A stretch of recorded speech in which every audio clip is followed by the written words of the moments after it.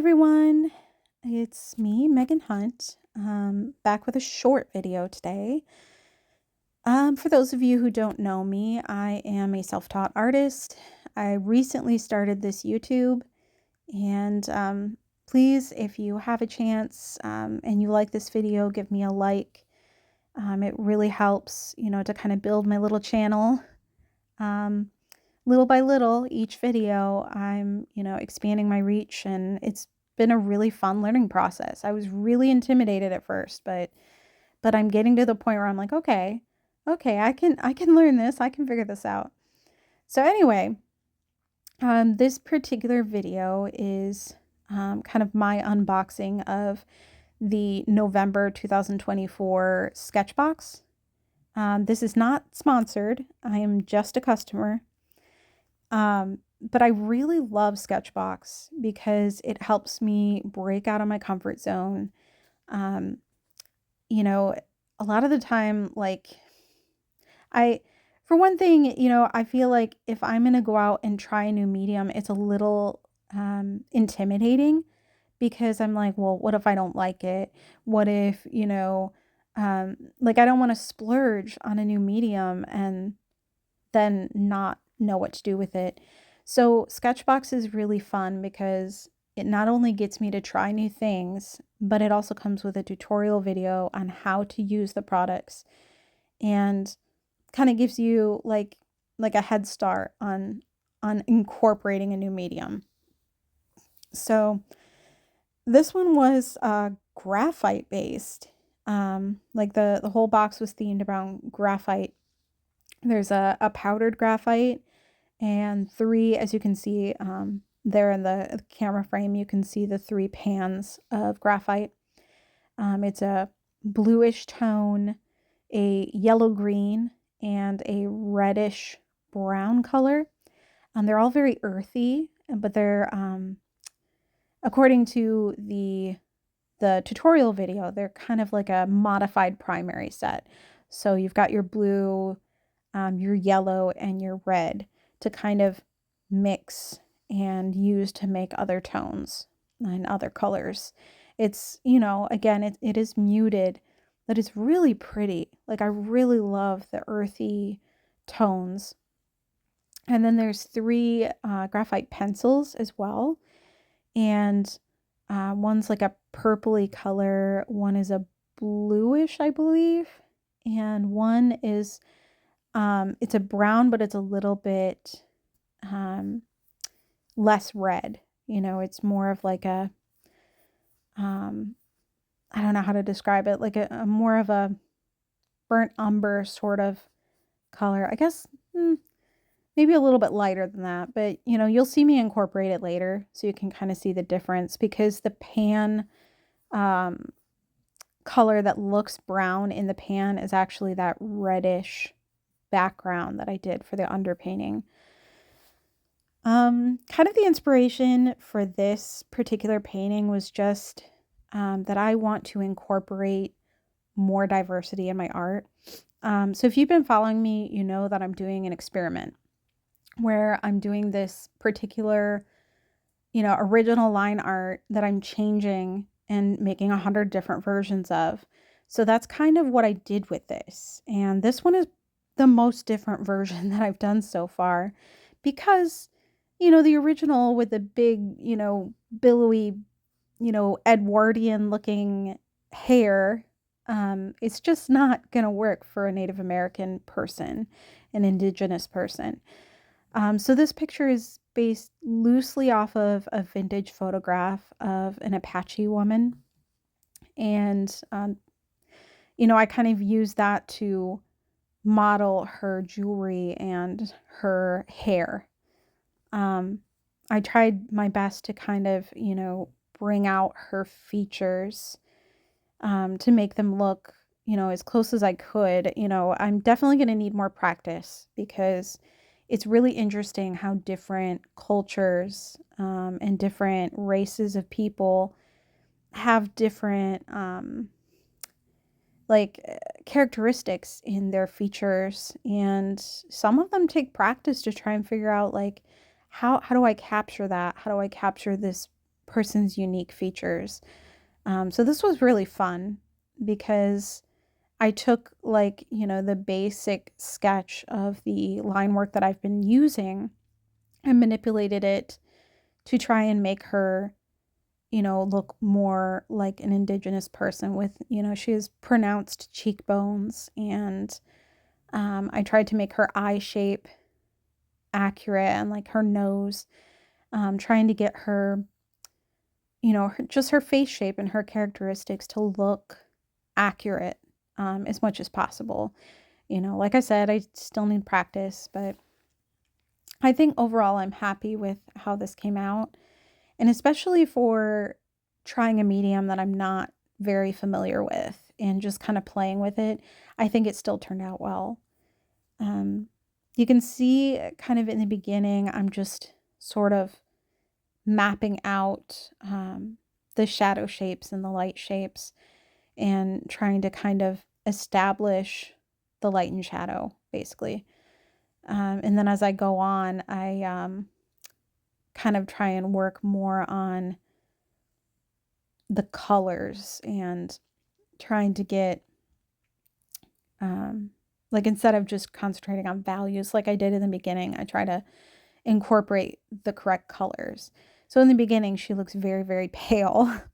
In hindsight, I kind of wish I'd used the more like violet toned pencil for the shading, because I feel like the blue was just a little bit too cool because she has a warm skin tone. It was also difficult because I was working from a black and white photograph.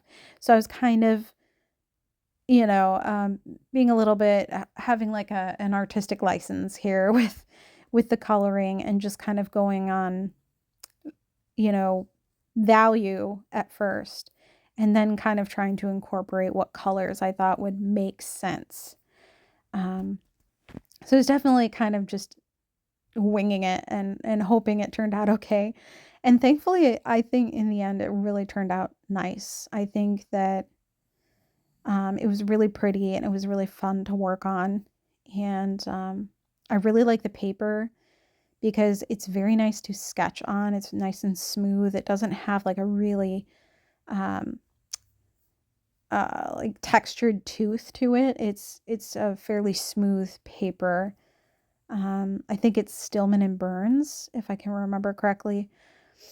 Um, but yeah, this is another really fun sketch box. This is probably one of the favorites I've had, this year. I think this is my sixth box this year. I'm not sure. I'd have to look back. Um, but like I said, Sketchbox is a really good way to break out of my typical comfort zone and try things that I wouldn't normally try. And also have, a means of kind of figuring out how that medium's going to behave. So the tutorial videos are always really helpful, and they have a basic box and a premium box, and I get the premium box, but they have a tutorial video for each one. And typically the tutorials are both relevant, even if the materials are slightly different. Watching both of the videos can give you ideas for how to use the medium. They've done all sorts of themes. Like, I think probably my most favorite of all time was powdered watercolor. I didn't know that was a thing. I was like, what? And it's super, super saturated with color. It is just so vibrant. And, it's funny because I don't use it very often and I need to use it more because it is just so pretty. And that makes me kind of want to break that out today. But unfortunately, I have some more responsible adulty sort of things that I need to get done today. But I wanted to start my morning with some art. Typically on the weekends, that's kind of what I do is, I have a cup of coffee and I just let myself have that time to just unwind and just appreciate the morning. Um, you know, on weekends, pretty much my favorite thing ever is sleeping in. And then I get up and I have a cup of coffee and I'm lazy and slow about it, and it's wonderful. So maybe someday I will get to be a full-time artist and I can spend every morning with a cup of coffee and just sketch. And then, whatever else I need to do during the day, I can get done. But at least start the morning with just, sketching for me. Not working on anything, like not worrying about being productive, just having fun for a little bit, with my cup of coffee. And yeah, it's just a really nice, relaxing ritual that I have. I don't really know much, um, like what else I will want to say. Um, I've been kind of rambling anyway. I didn't really plan out this video. It was just kind of a casual, like, hey, this, particular sketchbox was really fun. I should make a video about it. Um, I was struggling with getting my camera to focus. I have a Samsung Galaxy 22, I think. And the camera I had before in my old Samsung was better. I don't understand, but this particular camera is crap. It always seems to be blurry in one spot no matter what. Like just no matter what. And it drives me crazy. But I'm really stubborn.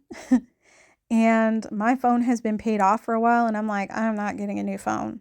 I am one of those like frugal people that I don't need the latest and greatest. I just need it to work. So I'm thinking about, I have a couple of, just standalone cameras that I would like to utilize more for filming, because not only would it be useful because I use my phone as a reference a lot of the time, like if I look up a photo reference to get an idea of how something looks, like, like I did for this one, it's kind of difficult when I have my reference on my phone, but then I'm using my phone to record. So if I could start using a separate camera to record, it might just make my life a little easier and also produce better results. So more to come on that later. I am still very much in the learning stage of figuring out how to YouTube, and I'm definitely getting there. I feel like I'm learning pretty quickly, but it's definitely, you know, a learning curve to learn how to not only take the video, but to edit it and to film it in a way that's interesting. And then also to have an interesting subject matter. You know, I want it to be valuable to you guys. I want you to be able to take something from this, like I do from other artists on here.